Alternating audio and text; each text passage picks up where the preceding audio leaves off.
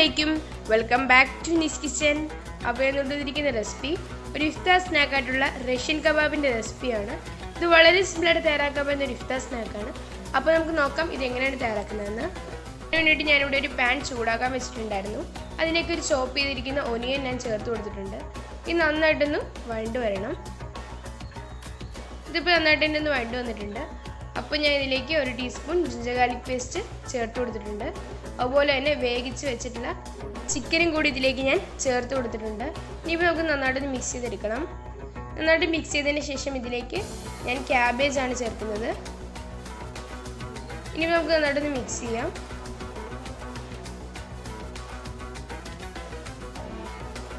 Next ഇതിലേക്ക് 1 teaspoon മുളക് പൊടിയും അതുപോലെ തന്നെ പാകത്തിനുള്ള ഉപ്പും കൂടെ ചേർത്ത് കൊടുത്തിട്ടുണ്ട്. ഇത് നന്നായിട്ടൊന്ന് മിക്സ് ചെയ്തതിന് ശേഷം 1/4 ടീസ്പൂൺ കുരുമുളക് പൊടിയും കൂടെ നമുക്ക് ചേർത്ത് കൊടുക്കാം. അതുപോലെ തന്നെ 1 ടീസ്പൂൺ ചില്ലി സോസ് കൂടി നമുക്ക് ഇതിലേക്ക് ചേർത്ത് കൊടുക്കാം.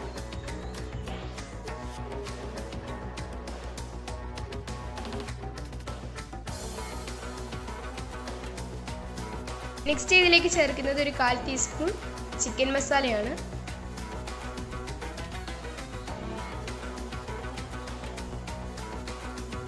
നെക്സ്റ്റ് ഇതിലേക്ക് ചേർക്കുന്നത് ബോയിൽ ചെയ്ത് വെച്ചിട്ടുള്ള ഒരു പൊട്ടാറ്റോ ആണ്. അപ്പം ഞാനിത് ഒരു മീഡിയം സൈസ് പൊട്ടാറ്റോ ആണ് ഇതിലേക്ക് ചേർത്ത് കൊടുക്കുന്നത്.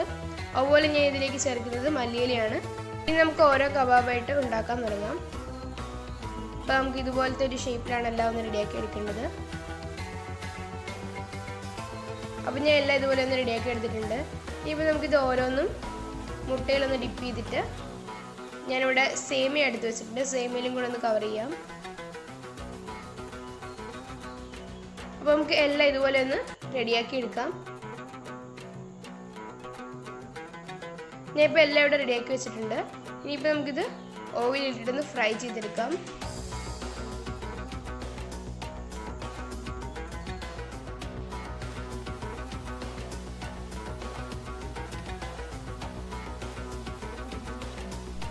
ഇതിപ്പോൾ നന്നായിട്ട് തന്നെ ഫ്രൈ ആയിട്ടുണ്ട്. ഇനിയിപ്പോൾ നമുക്കിത് എണ്ണയിൽ നിന്ന് കോരി മാറ്റാം.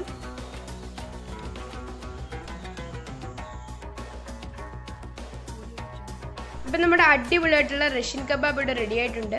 അപ്പം നിങ്ങൾക്ക് എല്ലാവർക്കും ഈ ഒരു വീഡിയോ ഇഷ്ടപ്പെടുന്നു ഞാൻ വിചാരിക്കുന്നു.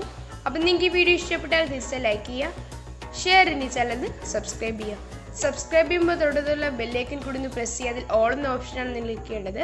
അപ്പം ഞാൻ പുതിയ വീഡിയോസ് ഇടുമ്പോൾ നിങ്ങൾക്ക് ഉടനെ തന്നെ നോട്ടിഫിക്കേഷൻ ലഭിക്കുന്നതായിരിക്കും. Thanks for watching.